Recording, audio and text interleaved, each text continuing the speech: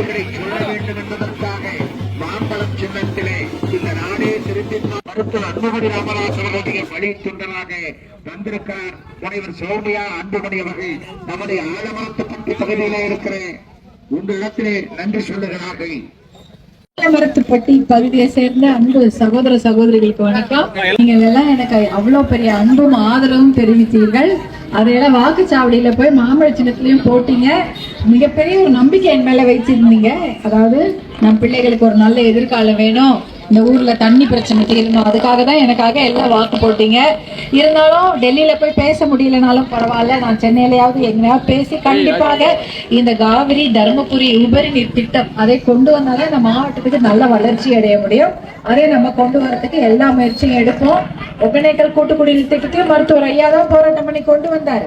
தர்மபுரி மருத்துவக் கல்லூரியா இருக்கட்டும், 108 ஆம்புலன்ஸா இருக்கட்டும், மொரப்பூர் ரயில்வே திட்டமா இருக்கட்டும், இதையெல்லாமும் மருத்துவர் அன்புமணி அவர்கள் தான் கொண்டு வந்தாங்க. அதே போல நம்மளோட கூட நிக்கிறாங்க நம்ம சட்டமன்ற உறுப்பினர்கள்லாம், நம்ம எம்எல்ஏங்கெல்லாம் கூட வந்திருக்கிறாங்க. நம்ம எம்எல்ஏ எல்லாருமே தான் போராட்டம் பண்றாங்க. இல்லைன்னா அவங்க போராட்டம் பண்ணலன்னா சிப்காட் வந்திருக்காது. இப்படிப்பட்ட எல்லா நல்ல நிகழ்வுகளும் தர்மபுரிக்கு கிடைச்சதுன்னா அதுக்கு முக்கிய காரணம் பாட்டாளி மக்கள் கட்சி தான்.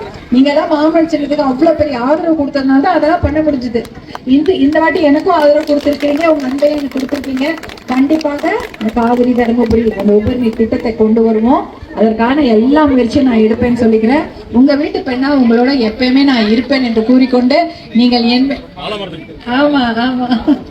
ஆமாங்க எல்லாம் இன்னைக்கு வந்தீங்க. அன்னைக்கு நான் வந்த போது அதே ஆர்வத்தோட வந்து எனக்கு வரவேற்பு கொடுத்தீங்க. இன்னைக்கும் அதே பாசத்தோடு என்னை வரவேற்பு கொடுக்குறீங்க. இந்த பாசத்தையே நம்ம அண்மையை நான் மறக்கவே மாட்டேன். அதுக்கு நான் என்றைக்கும் நன்றி உள்ளதா இருப்பேன்னு சொல்லிக்கொண்டு உங்களுக்கு என்னுடைய மனமார்ந்த நன்றியை நான் தெரிவிச்சுக்கிறேன். என்னுடைய அன்பு சகோதர சகோதரிகளுக்கும் என் கூட பிறந்த உங்க எல்லாருக்கும் அந்த என்னுடைய நன்றியை நான் தெரிவிச்சுக்கிறேமா. நன்றிங்க. மனம் தான் வந்தேன், வேற ஒண்ணும் இல்லை.